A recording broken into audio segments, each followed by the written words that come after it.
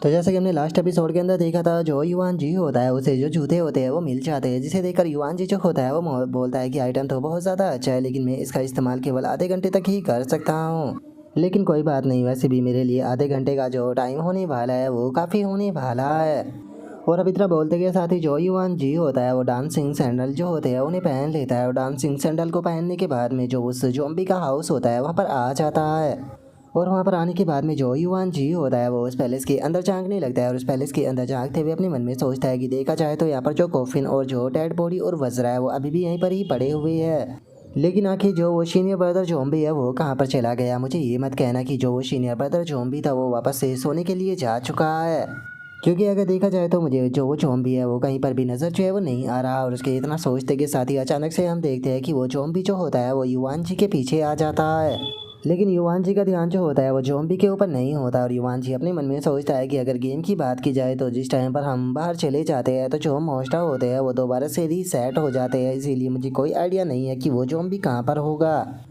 और इतना सोचते के साथ ही अचानक से जो युवान जी होता है उसे अपने पीछे कोई चीज़ जो है वो महसूस होती है, और अब जैसे ही युवान जी पीछे की तरफ देखता है तो उसे पता चलता है कि जो ज़ॉम्बी है वो उसके ऊपर अटैक करने के लिए आ रहा है। जिससे बचने के लिए अचानक से जो डांसिंग सैंडल होते हैं वो हरकत करते हैं, और वो हरकत इतनी ज़्यादा तेज होती है कि युवान जी का जो सर होता है वो सीधे जाकर पीछे दीवार में टकराता है, लेकिन डांसिंग सैंडल की मदद से वो उस ज़ॉम्बी के अटैक से बच जाता है। लेकिन जो वो ज़ॉम्बी होता है वो यहाँ पर भी नहीं रुकता, और वो सीधे दोबारा से युवान जी जो होता है उसके ऊपर अटैक करने के लिए आने लगता है, लेकिन अपने डांसिंग सैंडल की मदद से बिना कुछ करे ही युवान जी उसके हर एक अटैक से बहुत ही खूबसूरती से बचता रहता है। जो देखकर वो ज़ॉम्बी जो होता है उसे युवान जी के ऊपर काफ़ी ज़्यादा गुस्सा जो है वो आ जाता है, जिसका वो युवान जी के ऊपर अटैक करने की कोशिश करता है, लेकिन डांसिंग सैंडल जो होते हैं वो युवान जी के पैर को बहुत ही ज़्यादा छिदाकर सीधे उसे बचा लेते हैं। और अब अचानक से ऐसे पैरों के खुलने के कारण जो युवान जी होता है उसके भी जो अंडे होते हैं उनके अंदर बहुत ज़्यादा चोट आती है, जो देखकर वो बोलता है कि डैम इट, लगता है कि जो मेरे अंडे हैं वो फूट चुके हैं। और युवान जी के इतना बोलते ही जो डांसिंग सैंडल होते हैं वो वापस से तैयार होने लगते हैं, जो देखकर युवान जी उन्हें रुकने के लिए बोलता है, लेकिन जो डांसिंग सैंडल होते हैं वो अचानक से जंप लगाते हैं, और जंप लगाते के साथ ही सीधे उस मॉन्स्टर के ऊपर जाकर अटैक कर देते हैं।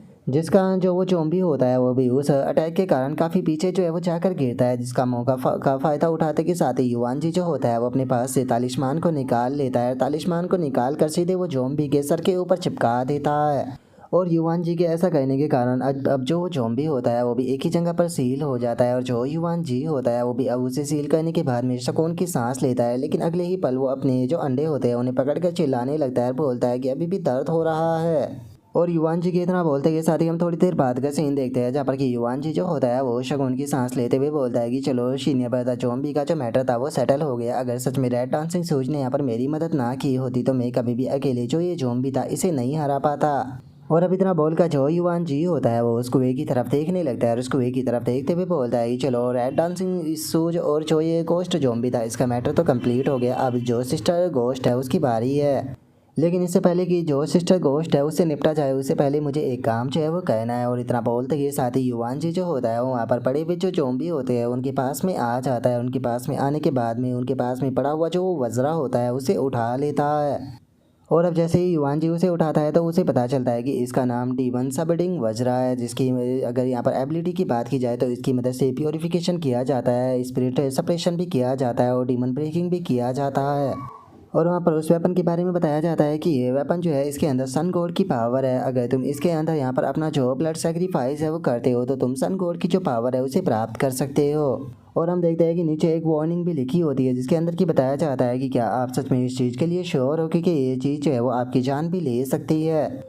जो देखकर युवान जी जो होता है वो भी उस वज्रा की तरफ देखने लगता है, और उस वज्रा की तरफ देखते हुए अपने मन में सोचता है कि सच में ये तो काफ़ी पावरफुल आइटम है। और अगर मैं गलत नहीं हूँ तो यहाँ पर जो कंस्ट्रक्टर टीम थी उसके अंदर से ही किसी सीनियर ने इसका इस्तेमाल जो है वो किया होगा, और जो ज़ॉम्बी था उसे मारने की कोशिश की होगी, लेकिन वे लोग इस चीज़ के अंदर फेल हो गए। और ऐसा भी हो सकता है कि शायद उनमें से काफ़ी सारे बंदों ने यहाँ पर जो रेड डांसिंग सूज है उसे सेड्यूज करने की कोशिश की हो, जिस कारण वे लोग रेड डांसिंग सूज के हाथों से मारे गए, और जो बचे वो बाद में जो ज़ॉम्बी था उसके हाथों से मारे गए। और अब इतना सोचकर जो युवान जी होता है वो आगे की तरफ बढ़ने लगता है, और आगे की तरफ बढ़ते हुए अपने मन में सोचता है कि अभी भी 5 मिनट का टाइम बाकी है। 5 मिनट के बाद में जो शोल्डर टाइप स्पिरिट है वो यहाँ पर अपेयर हो जाएगी। तो इसीलिए इसी टाइम का फ़ायदा उठाते हुए मुझे यहाँ पर जो ये घोस्ट है इससे निपटना होगा। और इतना बोलते ही जो युवान जी होता है वो सीधे जो वो कुआं होता है उसकी तरफ आने लगता है। लेकिन जैसे ही वो कुएं के पास में आता है तो उसे कुएं के अंदर कोई भी गोश्त जो है वो नज़र नहीं आती, जो देख कर युवान जी जो होता है वो हैरान रह जाता है। हैरान होते हुए अपने मन में सोचता है कि आखिर वो गोश्त जो है वो कहाँ पर चली गई। मुझे अच्छे से याद है, मैंने उस गोश्त को इसी वॉल के पास में देखा था। समझ में नहीं आ रहा कि अब मुझे क्या कहना चाहिए, क्योंकि ऑलमोस्ट 15 मिनट जो है वो हो चुके हैं। जल्दी ही यहाँ पर मेरे शोल्डर के ऊपर जो गोश्त है वो आकर बैठ जाएगा, तो इसीलिए मेरे हिसाब से सही यही रहेगा कि मुझे मैन होल के अंदर पहले जाना चाहिए। और अब युवान जी के इतना सोचते के साथ ही हम थोड़ी देर बाद का सीन देखते हैं, जहाँ पर कि जो युवान जी होता है वो मैन होल के अंदर आ चुका होता है। मैन होल के अंदर आने के बाद में वो अपने हाथ को देखने लगता है, और अपने हाथ को देखने के बाद में जो युवान जी होता है वो अपने मन में सोचता है कि जो क्रॉप्स पॉइजन है वो मेरी बॉडी के अंदर जितना मैंने सोचा था उससे भी ज़्यादा डीप जो है वो जाने लगा है, जिस कारण मुझे थोड़े चक्कर भी महसूस होने लगे और मेरी यहाँ पर जो सांस है वो भी फूलने लगी है और मुझे अपनी बॉडी के अंदर भी पेन हो रहा है, जिसका मतलब कि मेरे पास में बहुत कम टाइम है।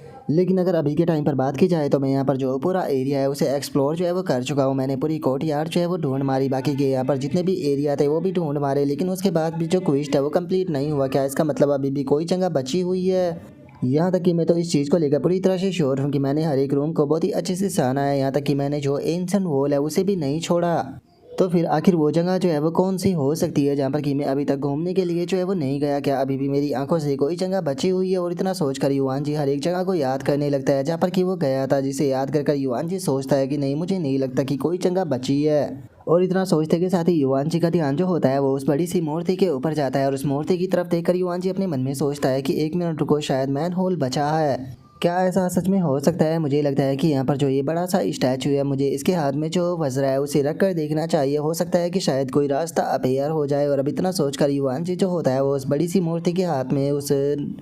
वज्रा को उसके हाथ में जो है वो रख देता है, और उसके हाथ में वज्रा को रखने के बाद में जो युवान जी होता है वो उस मूर्ति के पास में से उतरकर थोड़ी दूरी पर आ जाता है, और उसके ऐसा करते के साथ ही अचानक से वो मूर्ति जो होती है वो टूटने लगती है। और अगले ही पल हम देखते हैं कि वो मूर्ति जो होती है वो पूरी तरह से वहाँ से टूट जाती है, जिसका टूटता हुआ देखकर युवान जी मुस्कुराते हुए बोलता है कि जैसा कि मैंने उम्मीद की थी। और युवान जी के इतना बोलते के साथ ही हम देखते हैं कि सामने एक जगह जो है वो अपीयर हो चुकी होती है।